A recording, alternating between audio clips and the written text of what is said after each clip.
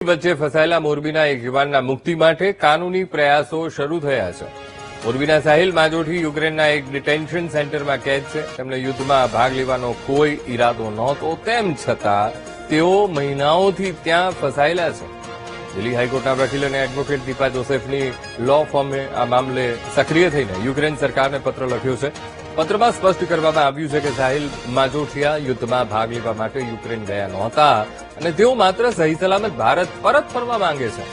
તો એડવોકેટ દીપા જોસેફની ટીમે યુક્રેનના માનવાધિકાર આયોગને પણ વિગતવાર પત્ર લખીને સાહિલને તાત્કાલિક મુક્ત કરી ભારત પરત મોકલવાની અપીલ કરી છે।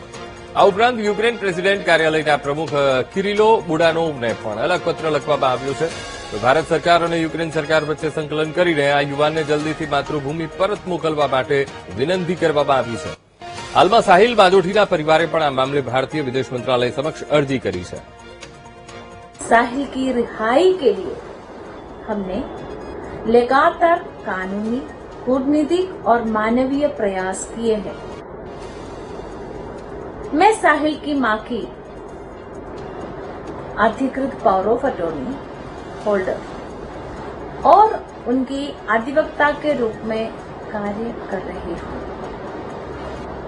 इसी क्रम में हमारी लॉ फर्म द्वारा यूक्रेन के मानवाधिकार आयुक्त के नाम एक विशुद्ध मानवीय अपील तैयार की है। उस अपील में हमने स्पष्ट किया है कि साहिल रूस सिर्फ उच्च शिक्षा के उद्देश्य से गए थे, लेकिन प्रतिकूल परिस्थिति